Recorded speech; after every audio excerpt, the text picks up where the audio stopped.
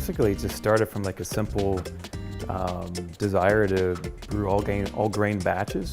Graham had already an interest in that. I had already an interest in that and was doing that, from kits for beer and making wine and all this other stuff. So one night, Graham's like, "Hey, you want to make a batch of beer?" Like, okay. That's pretty much where it all started, and then kind of snowballed into this. I think it was pretty clear that first festival, we sold out within, a couple hours. That kind of reinforced that, yeah, we're on the right track. And then we really put our heads together and started pushing forward. And we had the key pieces in place, and then we were already looking at, okay, how do we make this bigger? How do we do this better?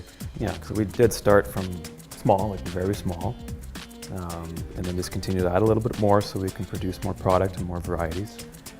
And here we are again. We just went through another expansion, tripling our volume this time. So this is our biggest increase in one project scope. So we're continuing forward again with adding more varieties of product. We've gone from only being able to distribute in kegs, growlers, and howlers, so the glassware products that people are familiar with. For us, the next logical step, and a lot of breweries go this route, is to get a canning line. Basically, as fast as we can produce them, they're kind of flying out the door.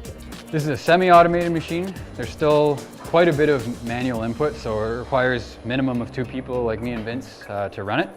But the nice thing is it'll fill 3 cans at a time automatically.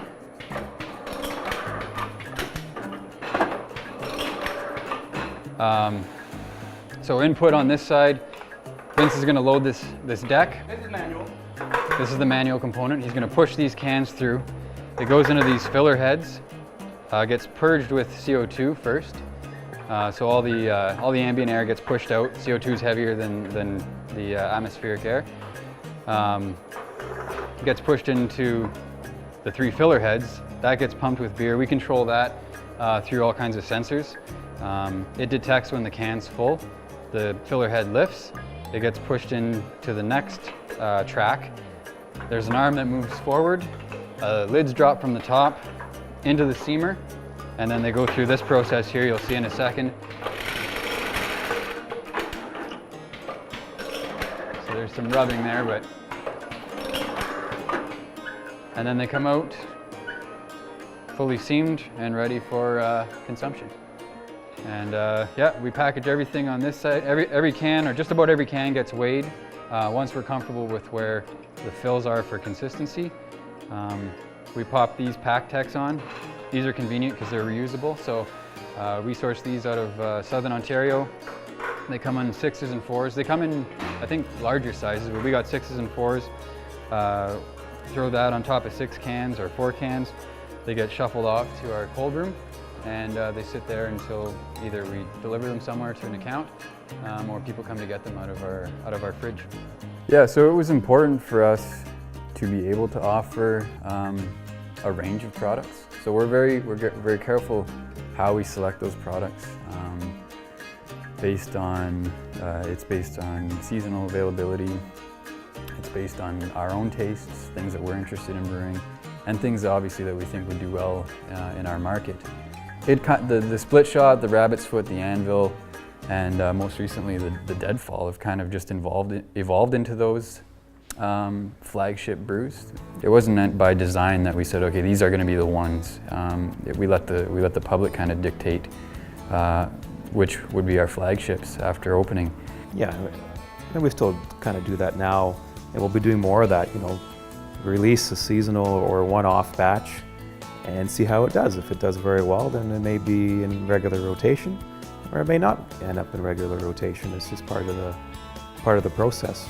So it's not necessarily the extremes that we have here today, but we have our split shot extra pale ale. So we use our German styles of hops in here, which is kind of a light-bodied hop. It's not too bitter. It's very drinkable beer. This is like your backyard beer. You're riding a lawnmower. This is what you want. Moving over to one of our seasonals right here. This is our Pottsworth Maple Breakfast Stout. And this one is unique in that not only that it's a seasonal, but we use St. Joe's Islands coffee roasters coffee, and we cold press that. Anyway, the coffee that they have now it's branded Outspoken Pottsworth Maple breakfast stout coffee. And you can get that at Shabby Motley and various other places in town. Sometimes here we release that with our beer when it's in season. So you get the maple flavors from the coffee.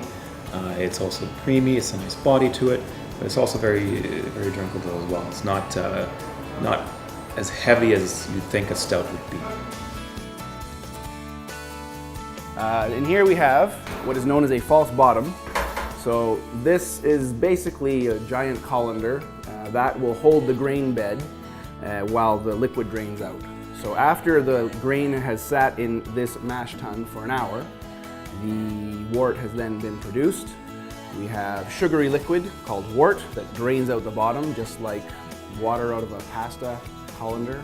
We're boiling it. It helps to break down some of the proteins. It helps clarify your beer. We're adding our hops at that point, and so you're boiling it, and the longer you boil the hops, the more extraction of those bitter oils you get. Once we're done with the wort, it gets transferred to our fermenters there.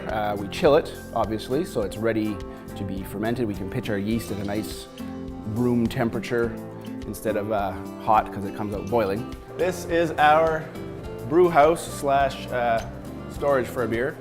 We've got 6 fermenters here, 10 barrels which have just arrived. We've just set these up, so that's part of our expansion. 10 barrel fermenters, and then our older stuff is a 5 and a 7. So there's 2 5s and a 7 barrel. This is where we ferment the beer. This is actually a carbonation tank known as Beer Bright. So that is where we finalize the beer production. Taking beer from here, transferring, and in the process we're getting rid of some of the yeast. It stays in the fermenter. This is where things clarify because we don't actually filter our beer. Some more of the yeast will settle out, and we're carbonating in that tank before we keg or can. What do I like the most? I'm a big fan of our red. I'm a big fan of Deadfall, and those are the perfect beer. They have just the right balance of hops, but you can still get a sense of all the malts going into it and what the yeast does, and so they're very well balanced. Traditional classic beers, can't go wrong. I like the Precambrian Porter. I like the Abbotsford IPA. Those are probably my top ones right now. But I'm always changing what I prefer because I like a lot of variety as well. So, you ask me a month from now, I'm gonna have different ones in mind. Yeah, I think my go-to has always been the Rabbit's Foot. The Rabbit's Foot's top in my books, but you know, every so often the Anvil creeps in there and threatens to take over, or the Deadfall. And I think that's why they're so popular in the community as well. They're tasty beers. You can pretty much crack one and enjoy one just about anything you're doing, any time of day. If it's cold, if it's rainy, hot, sunny, doesn't matter. They taste good just about any time.